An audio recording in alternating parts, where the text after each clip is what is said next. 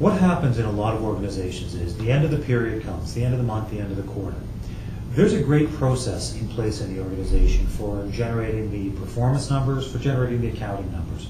And generally speaking, that's going to be because there's going to be a small number of people, 2, 3, 4, 5 people, that are involved in this whole process. They do this every day. It's all they do for a living. They understand process. They understand rigor. They have a checklist they go through. It works really well. So at the end of the period comes, we're going to run our accounting numbers. We're going to run our performance numbers. Great. We're ready to fire up our client reports, aren't we? The problem is the wheels fall off at that point because now we're going to get a lot of people involved in the organization because of the commentary process.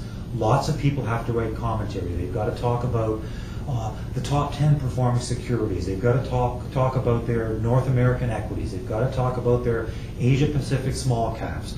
All kinds of bits of commentary have to be written, and there's going to be a lot of people involved in that process. There's going to be people writing it, there's going to be people reviewing it, there's going to be another group of people reviewing it, and very few of these people, they don't do this for a living. They're not familiar with the concept of process and following things step by step by step by step.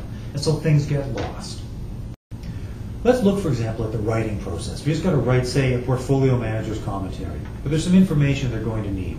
They're going to need performance results. They're going to need some market value. There may be many versions of market value. Net of fees, gross of fees, accrued, without accrued, base values, all these different types of bits of information. And you want to make sure that when the portfolio manager writes out their letter, that they're using the same market value as is going to appear elsewhere in the document. That's the sort of mistake that can be very embarrassing.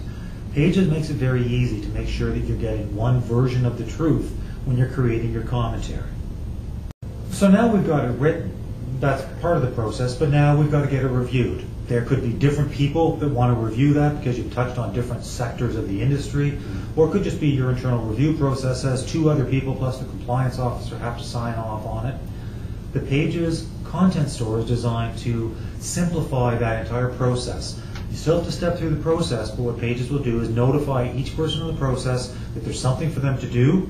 Pages tracks the fact that you've signed off on it, I've signed off on it, compliance has signed off on it.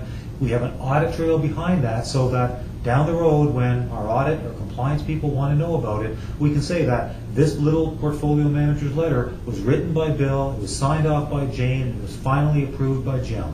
All of that is tracked, when it happened, and who did it. What this is all about is trying to give some structure to what is typically a very ad hoc process. Build some structure, allow us to track where we stand, and at the end of the day, get the documents out the door more quickly and more accurately.